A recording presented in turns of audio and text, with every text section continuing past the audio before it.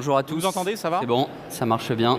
On est ravis d'être avec vous aujourd'hui pour parler de ce qu'on pense être le futur de la formation, en tout cas un des concepts qu'on va vous partager, l'Open Education. Donc Jean-Roch de Safran, je te laisserai juste après te présenter. Moi Clément, je suis un des cofondateurs d'Edflex. Donc Edflex, j'aime bien le présenter d'une manière, avec une question pour vous et une anecdote personnelle.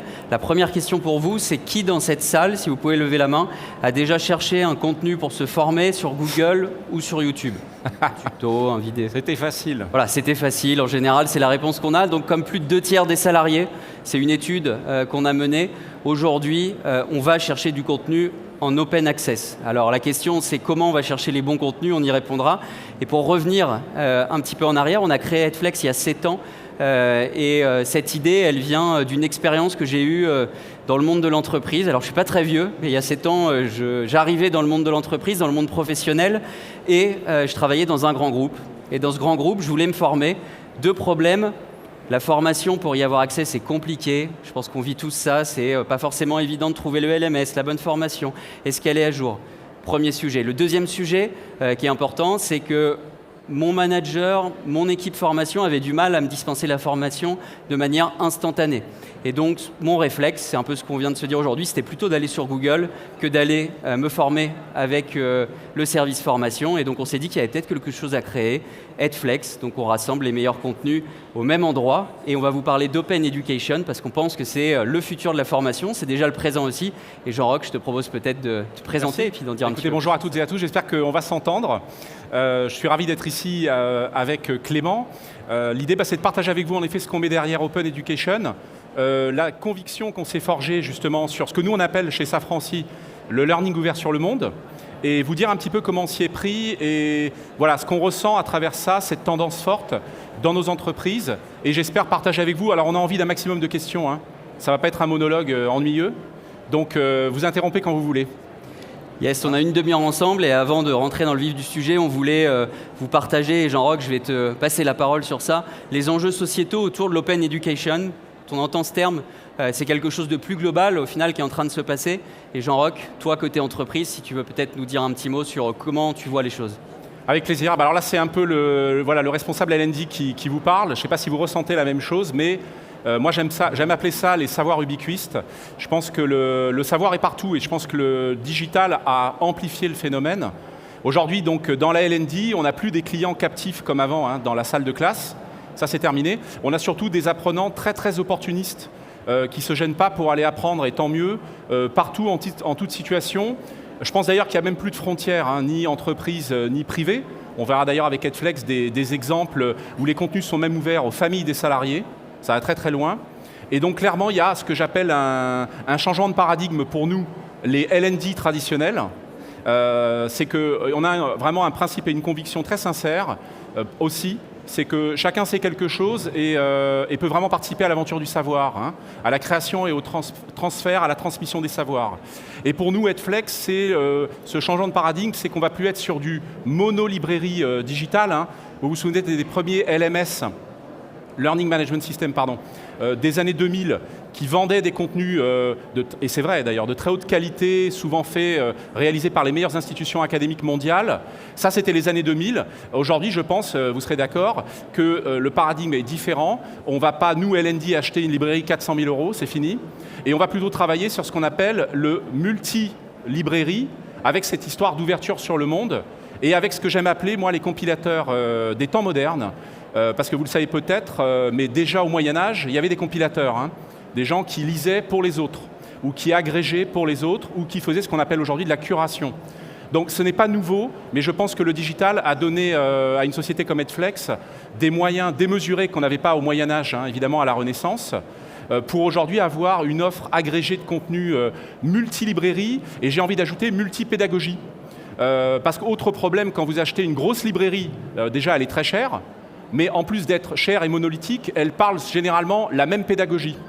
Ici, on est multi-pédagogie puisqu'on est multi-source. Donc voilà, l'idée de l'arrivée des savoirs ubiquistes et de ce qu'on appelle nous le learning ouvert sur le monde, c'est l'idée qu'il n'y a plus de frontières et que les départements de formation, en s'alliant avec des agrégateurs, des compilateurs et des curateurs, peuvent ramener le meilleur du monde extérieur à l'intérieur de l'entreprise. Et en préparant cette conférence, on parlait avec Jean-Roch de YouTube en particulier. Alors il y a plein de sources aujourd'hui sur Internet, mais YouTube, ce qu'on se disait avec Jean-Roch, c'est qu'au final, on a accès à tous les cerveaux du monde aujourd'hui sur YouTube ou presque. Si on veut se former sur tous les sujets de la bureautique jusqu'au développement personnel ou la prise de parole en public, on peut trouver du contenu sur YouTube. YouTube est une source parmi tant d'autres, des sources gratuites il y en a, des sources payantes aussi. Et ce qu'on veut aussi vous partager, c'est une vision différente du monde de la formation. On imagine que les choses vont changer, sont déjà en train de changer. Safran en est un bon exemple, c'est que depuis des années, la formation en entreprise, et c'est encore le cas, c'est du présentiel, il y en aura toujours. Je pense que c'est sympa de se voir en vrai et on voit qu'aujourd'hui il y a beaucoup de monde, donc c'est sympa d'échanger, de partager. Il y a de la formation en salle, il y a de la formation en e-learning, on sait qu'on a du réglementaire, on est obligé de construire de la formation, de construire du sur-mesure. On le verra tout à l'heure aussi avec toi, Jean-Roch. Et puis, il y a quelque chose de nouveau qui est arrivé il y a 10 ans, parce que la question que je vous ai posée, est-ce que vous avez l'habitude d'aller sur Google ou YouTube chercher du contenu? Il y a 10 ans, personne n'aurait levé la main parce qu'il y avait très peu de contenu. 10 ou 15 ans, on a vu une énorme évolution en termes de contenu et on voit que la formation en libre accès, les articles, les podcasts, les vidéos, les cours en ligne, même ce qu'on appelle aujourd'hui les influenceurs, dans le bon sens du terme, sur LinkedIn, par exemple, nous permettent d'avoir accès à un maximum de connaissances. Si on sait aller chercher au bon endroit, si on sait les mettre dans des plans de formation, on fait des économies, on gagne du temps et c'est un super atout pour les salariés puisqu'on est sur du multi-format et on répond à chaque besoin de collaborateurs, puisque chacun apprend différemment aujourd'hui. Je sais pas, toi Jean-Roch, tu es plutôt vidéo ou podcast? Oui, moi j'adore les podcasts, donc je fais en général quand j'ai un instant dans le train, donc en mode totalement asynchrone. Et en effet, c'est la pluralité aussi des approches pédagogiques qui nous séduit beaucoup dans ce qu'on appelle désormais le multi-source ou encore le multi-librairie, tel que l'agrégateur Edflex permet de le faire. Je voudrais ajouter un élément important par rapport à l'entreprise. Pour nous, il y en a deux je dirais une forme de dualité, deux approches. Il y en a une où l'approche agrégation va prendre le pas sur les monolibrairies dont je vous parlais tout à l'heure, très monolithique et souvent très cher. Et elle a vraiment une vertu, on parlera tout à l'heure des mécaniques d'intégration et des problématiques de qualité, vous allez sûrement avoir la question, mais elle a une première vertu, elle provoque ce qu'on appelle le rapport d'étonnement. Vous savez ce que les consultants appellent le rapport d'étonnement, puisque en sortant, on voit le monde se transformer. Et par exemple, si vous prenez les ressources humaines pour lesquelles la solution a été ouverte, à peu près 1500 personnes, en allant à l'extérieur par l'agrégateur, en sortant dans le monde extérieur, on voit comment la famille RH se transforme. Et donc, ça provoque un rapport d'étonnement à l'intérieur, et donc quelque part un booster de transformation des métiers de l'intérieur en allant goûter au monde extérieur. Ça, c'est la première composante de cette dualité. La deuxième, c'est bien sûr qu'on n'abandonne pas du tout le learning structuré. On en parlera tout à l'heure de la conférence suivante sur le multimodal, mais surtout, on investit aussi sur les hommes et les femmes de l'entreprise en complément pour tout ce qui est spécifique à l'entreprise. Et là, on a une grande famille d'auteurs, d'autrices qui aussi conçoivent à l'intérieur. Donc à peu près 600. Et on a donc vraiment une vraie dualité, monde extérieur, rapport d'étonnement et contenu spécifique en fonction de nos appétences, et monde intérieur avec production renforcée par les auteurs-autrices du groupe pour faire du Safran enseigne à Safran. Pour moi, c'est la bonne recette. Exactement, et on vous a mis ici une slide et on va prendre les questions. On a voulu faire quelque chose de court pour prendre un maximum de questions et interagir avec vous sur cette thématique. En tout cas, en termes de conclusion, ce qu'on partage avec Jean-Roch, c'est le fait que dans le monde d'avant, on avait beaucoup de monolibrairies, comme on les appelle, c'est-à-dire soit un seul format, soit un seul éditeur qui coûte très cher et qu'il faut mettre à jour régulièrement. Soit on avait bien évidemment des coûts très importants, comme je le disais. Dans le monde d'après, dans le monde d'aujourd'hui, pour certaines entreprises, le gros avantage, c'est qu'on est capable d'aller chercher plus de formats, d'aller chercher plus de sources. Par exemple, aujourd'hui, avec Edflex, on a plus de 10 000 sources qui sont connectées. Une source, ça va être un super YouTuber sur le développement personnel, mais ça va être peut-être aussi quelqu'un qui héberge un podcast sur la vente ou la prise de parole. On est capable d'aller chercher toutes ces sources, de les mettre au bon endroit, et encore une fois, comme on le disait, d'aller proposer un maximum de ressources, développer l'engagement sur le LMS. On le sait que c'est l'enjeu aussi quand on est un service formation. Et puis, bien évidemment, répondre aux besoins de formation des salariés de manière instantanée, de manière efficace. Voilà, Edflex en chiffres, vous aurez l'occasion de venir nous voir si vous voulez en savoir plus. Ce que je vous propose, c'est peut-être de prendre vos questions, sauf si Jean-Roch, tu veux ajouter quelque chose. Juste un point important pour une problématique qu'on a tous en entreprise, c'est l'intégration des fameuses librairies. Il y a un point intéressant, puisque là, on a un point unique d'entrée à toutes les ressources disponibles sur Internet. Eh bien, on bénéficie d'une seule unique intégration dans votre plateforme, que ce soit un LMS ou un LXP de nouvelle génération, en plus avec une expérience d'apprentissage totalement intégrée. Parce que vous savez, le problème des plateformes multiples, c'est que nos collègues nous répondent « j'y comprends rien à ton offre », il y en a partout. Ici, on rentre par notre LXP 360 Learning, tout est intégré, et donc il n'y a pas de rupture. Quand je vais chercher un podcast TED ou une vidéo TED, je rentre par le portail habituel et j'ai la ressource directement dedans. Ça, c'est un premier élément, donc une seule et unique intégration pour toutes les librairies qui sont à l'arrière. Pour nous, en termes d'IT et de sécurité, c'est monstrueux. Et évidemment, le deuxième, c'est évidemment les coûts, puisqu'on centre avec un portail unique d'agrégation qui fait le travail pour nous. Et ça nous permet aussi d'aller chercher des librairies auxquelles, vous savez, on n'a pas le droit en tant qu'entreprise, on peut les voir en tant qu'individu, par exemple les TEDx. Là, quand on travaille avec un agrégateur, un compilateur des temps modernes, c'est l'agrégateur qui a la contractualisation à l'arrière, ce qui fait que nous, TED, rentre dans le portail sans qu'il n'y ait plus aucune problématique, je dirais, contractuelle avec les chaînes TEDx. Ça, pour nous, c'était également très, très important. Yes, exactement. Et en fait, l'Open Education, c'est notre concept de base, c'est d'aller chercher les meilleurs contenus déjà à disposition, déjà disponibles, en particulier disponibles et accessibles sur Internet, mais aussi d'aller plus loin et de permettre aux entreprises, comme tu le disais, d'avoir un seul partenaire pour aller mettre à disposition les meilleurs contenus, les meilleurs catalogues de contenus et bien évidemment les meilleurs cours en ligne sur certains sujets. En tout cas, merci pour votre attention. J'imagine que vous avez plein de questions sur le sujet. Donc ce que je vous propose, c'est qu'on profite de ces quelques minutes qui nous restent pour répondre à vos questions. Est-ce qu'il y a une question ? Peut-être pour démarrer une question, comment vous faites pour sélectionner avec les millions d'occurrences que vous pouvez trouver qui sont de qualité, mais comment vous trouvez ces occurrences et comment vous savez qu'elles sont de qualité ? Très bonne question. Donc sur la partie curation de contenu, c'est le métier qu'on fait. On a une méthodologie qu'on a créée en interne. Donc on a une équipe d'ingénieurs pédagogiques qui est d'ailleurs aujourd'hui managée par un ancien directeur formation d'un grand groupe, du groupe Bouygues Construction, donc avec une vraie logique pédagogique du monde de l'entreprise. Donc on va d'abord aller chercher les sources de qualité selon des domaines. Donc on a 7 grands domaines, 230 catégories, et dans ces 7 grands domaines et dans ces 230 catégories, on a les meilleures sources qui existent, dans tous les formats, vidéo, podcast, articles, cours en ligne, etc. Donc ça, c'est le premier travail qui est fait par l'humain. Ça veut dire qu'on n'est pas juste un agrégateur technologique, mais on a de l'humain au début du processus. Ensuite, on y met une couche technologique, c'est la technologie interne Netflix, qui va aller identifier régulièrement les nouveaux contenus au sein de ces sources. Comme je vous le disais, 10 000 sources, 10 000 éditeurs. Donc on va être alerté, en quelque sorte, dès qu'il y a une nouvelle ressource de qualité. Et à la fin du processus de curation, on va apporter un regard pédagogique, et on en parlait avec Jorock, c'est un peu le modèle Allociné. Je pense qu'on a tous déjà regardé ce site avant d'aller au cinéma. Donc il y a l'avis de la communauté, on pourrait dire que c'est l'avis de tous les spectateurs des contenus qui existent. Donc c'est l'avis des spectateurs au cinéma, mais pour nous de ressources de formation. Et puis il y a l'avis de l'expert. Sur Allociné, c'est l'expert cinématographique qui va nous dire voilà pourquoi ce film est de qualité. Nous, c'est l'avis de l'expert pédagogique qui va dire pourquoi cette ressource, on la rentre dans ce domaine, dans cette compétence chez Edflex et qu'on va pouvoir la proposer à nos clients. Donc c'est ça aujourd'hui, ce processus qui nous permet de garantir la qualité des ressources et d'aller sélectionner le meilleur pour nos clients. Et après, seul le témoignage des clients parle, puisque souvent la question qu'on peut se poser, c'est « Ouh là là, attention, si on va chercher des ressources qui sont en libre accès, est-ce que ça va correspondre à mon organisation ?» La réponse est oui. Oui, peut-être je complète. Sur la qualité, c'est la question essentielle que nous ont posée les garants métiers au sein du groupe. Par exemple, ici, la famille ressources humaines.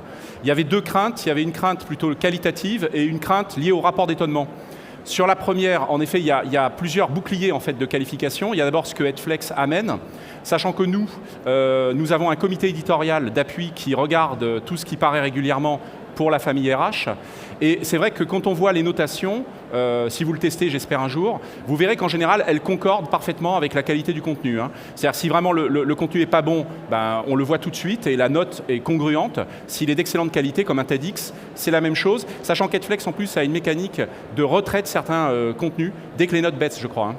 Dès qu'on passe sous les 4, quand l'avis des collaborateurs sur 5, on a une évaluation en dessous de 4 sur 5, on a un nouveau check pédagogique, un nouveau regard pédagogique qui est apporté sur la ressource en se disant peut-être qu'on a eu un raté au début ou peut-être que finalement ça ne correspond pas aux besoins des entreprises et on regarde et on décide pour savoir si on garde cette ressource ou si on la supprime du catalogue. Et sur le rapport d'étonnement, ce qui faisait peur aux garants métiers, c'est d'avoir des contenus très décalés entre guillemets avec la politique officielle groupe, et au final, on se rend compte dans la durée qu'on n'a pas eu de plainte systématique. Au contraire, je pense que les gens aiment bien voir des choses décalées, qui les bougent un peu. hein. Donc au final, une crainte au départ, certainement pour un bien à l'arrivée. Exactement. Alors, il y avait une question par ici, il me semble, ouais. Je pense qu'il y a un micro, peut-être. Sans micro, on ne va rien entendre.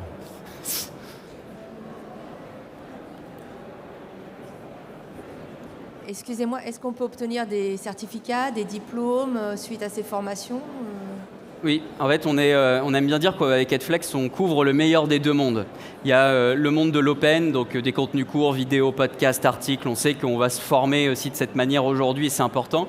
Et il y a le monde de la formation un peu plus traditionnelle, mais essentielle, certifiante. Et donc, on a des parcours.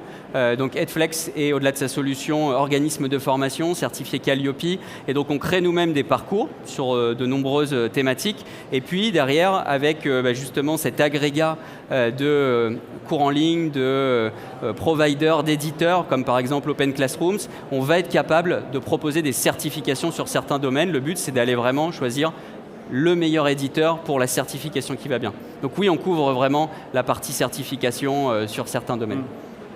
Vos formations concernent plusieurs domaines, les langues, bureautique, tout? Oui, alors on couvre 95% des besoins des entreprises, donc 230 catégories, comme je disais, ça va de la bureautique, on a un grand domaine qui est technologie et bureautique, jusqu'aux soft skills, en passant par la culture et les langues, le management, les soft skills. Aujourd'hui, c'est ça la force d'Edflex, c'est de pouvoir se dire, je vais couvrir l'ensemble des besoins de mon organisation, sauf, et je dis bien sauf, sur le spécifique. Mais du coup, je vais pouvoir aller mettre mon budget sur du spécifique parce que oui, sur des compétences métiers, j'ai besoin d'aller mettre du budget pour former. Edflex peut couvrir le reste avec différents niveaux, débutants, intermédiaires, avancés. Pareil, on peut choisir en fonction du besoin de l'entreprise. Ça s'appelle Edflex, on est très flexible comme vous pouvez le voir, à la fois en format mais aussi derrière en niveau d'expertise.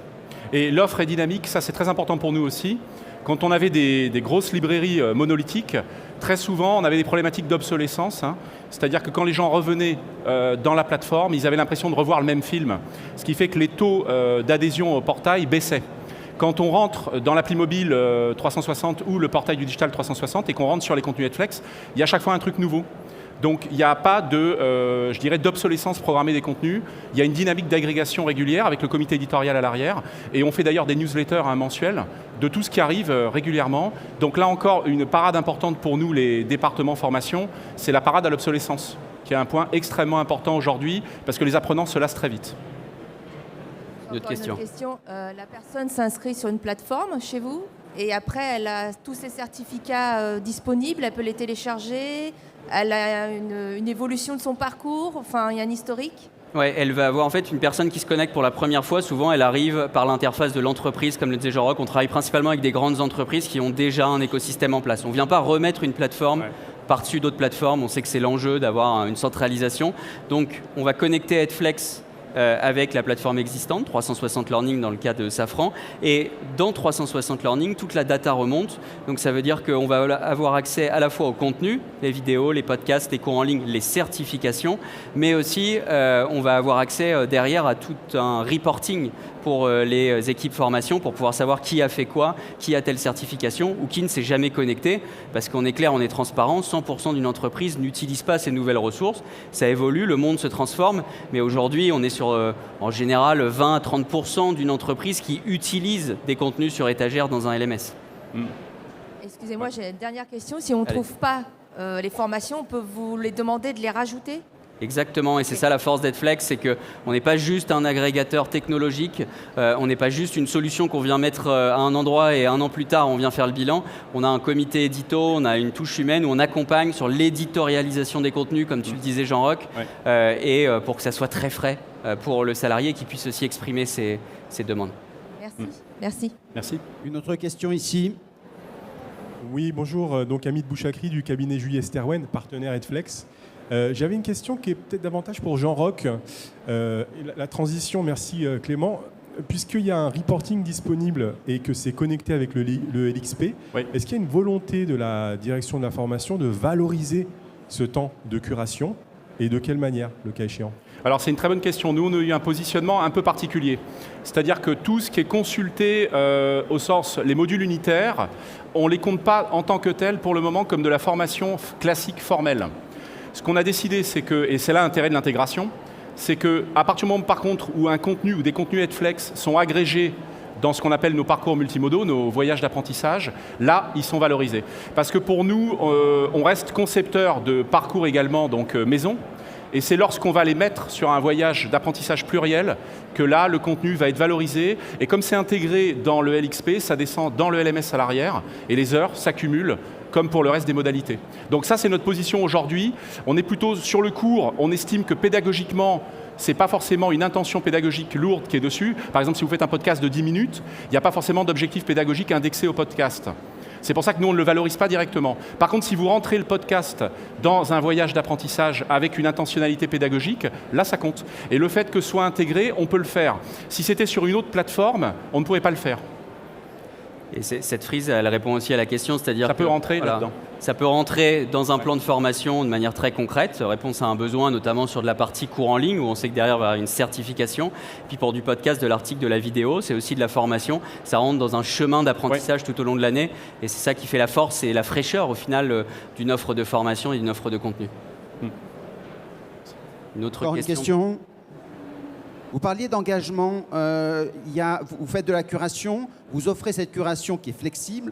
Est-ce que la flexibilité va jusqu'à écouter ce que disent les apprenants? Dans les grandes entreprises, il y a énormément d'influenceurs, de gens qui sont experts dans leur domaine. Est-ce que ça aussi, c'est intégré avec du bottom-up?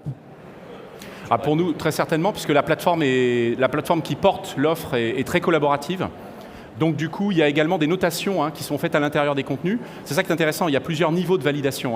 Il y a ce que le curateur Edflex amène, et ensuite il y a ce que les apprenants de l'entreprise proposent aussi lorsqu'ils consultent les modules. Et étant donné que les modules sont dans le flux social de la plateforme, on bénéficie de tout ce qui est conseils, discussions communautaires, également sur Edflex, mais pas seulement, sur l'ensemble des contenus proposés. Donc en effet, les gens s'expriment. Et typiquement, si on trouvait un module à problème, un contenu à problème, on peut réagir puisqu'il y a une forme d'expression continuelle dans le portail, par exemple pour le retirer ou le commenter ou je ne sais quoi. Donc oui, tout à fait. Allez, vous y avez droit encore, une question. Peut-être le taux de satisfaction. Est-ce que finalement les gens qui l'utilisent sont contents? À combien? 10%, 20%, 30%, plus, j'espère. Et surtout ceux qui ne l'utilisent pas, qu'est-ce qu'il faudrait faire pour qu'ils l'utilisent davantage? Alors le taux de satisfaction sur la base de plusieurs dizaines de milliers d'avis l'année dernière, donc on a la possibilité d'évaluer les contenus qu'on a vus sur Edflex. On est à 4,9 sur 5, donc c'est les apprenants qui disent que le contenu leur a plu et leur a servi, bien évidemment. Ça c'est la partie satisfaction utilisateur. Pour ceux qui ne l'utilisent pas, notre vision c'est qu'on doit mieux connecter le contenu et au final leur raccourcir le chemin entre l'accès à ce contenu et leurs besoins. Donc la vision qu'on a, c'est d'aller connecter Edflex avec différents écosystèmes. Par exemple, on a une intégration avec Google, avec Microsoft Teams, avec les LMS du marché. On a parlé de 360, mais quasiment tous les LMS sont partenaires d'Edflex. Et notre volonté, c'est vraiment d'aller connecter Edflex pour aller toucher ceux qui, par eux-mêmes, ne vont pas sur ce type de solution ou ne se connectent pas sur le LMS pour aller découvrir du contenu. Donc la connexion sera la clé pour aller toucher un maximum d'utilisateurs. Il y avait encore une question. Bonjour. Oui, alors j'ai deux questions. La première concerne la curation. Vous avez dit que votre équipe, si j'ai bien compris, l'équipe pédagogique était en charge de sélectionner les sources. Est-ce qu'elle sélectionne aussi le contenu pédagogique? Est-ce que vous descendez à cette granularité? Et si oui, comment vous faites pour gérer? Vous avez parlé de 10 000 sources. Alors, à 10 000 sources, il doit y avoir plein de contenus pédagogiques publiés en permanence. Comment vous faites pour faire de la curation de qualité sur autant de contenus? Alors je vais répondre à la deuxième question. Les 10 000 sources, c'est la technologie qui nous aide. On est quand même une solution technologique, même si on a mis une couche d'humain. Et on aide les équipes pédagogiques avec notre technologie pour avoir les bonnes alertes, les nouveautés au sein de ces sources et pouvoir identifier rapidement les bons contenus. Ça, c'est le premier élément. Comment on fait pour aller sélectionner au sein de ces sources, ça, c'est toute la différence par rapport à d'autres acteurs qui peuvent exister, les agrégateurs classiques. Les agrégateurs classiques, ils vont chercher les sources, ils mettent tout au même endroit, et puis l'apprenant, il a des milliers de contenus à disposition. Nous, la vision qu'on a, c'est qu'on doit aller faire cette curation, et donc on va plus loin qu'aller sélectionner une source, on va aussi sélectionner le contenu au sein de ces sources. Et donc du coup, on est capable de cibler au bon endroit et de ne pas mettre des milliers de contenus, mais bien le meilleur dans chaque domaine. Et la deuxième question, c'est sur la recommandation. Est-ce que vous utilisez uniquement les mots-clés de la recherche de l'apprenant ou est-ce que vous utilisez d'autres données de l'apprenant pour sélectionner le contenu le plus approprié? Alors on fait deux choses sur la partie recommandation de contenu. Première chose, c'est qu'on regarde avec l'entreprise les compétences qui souhaitent être développées. On essaie de matcher, si je peux dire ça comme ça, au mieux avec le plan de formation, le plan de développement des compétences pour que ça parle à l'apprenant. C'est-à-dire qu'il y a une vraie notion de personnalisation. Après, l'apprenant en lui-même, quand il se connecte, ce qu'il veut, c'est, on le sait tous aujourd'hui, c'est avoir du contenu qui est personnalisé, qui est régulièrement mis à jour.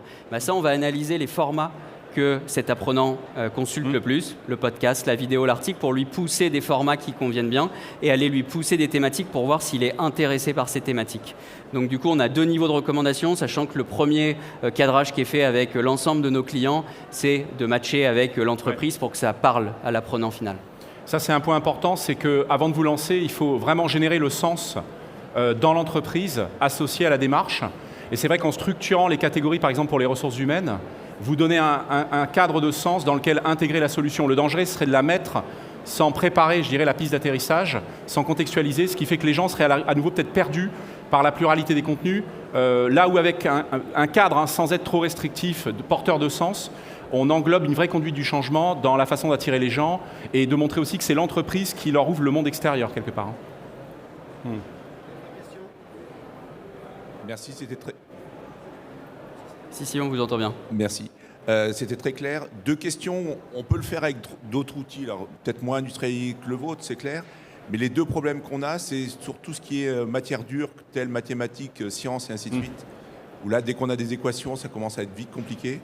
Et la deuxième chose, c'est la traduction. C'est-à-dire qu'il y a énormément de contenu en anglais. Alors, il y a Google qui nous aide, bien sûr.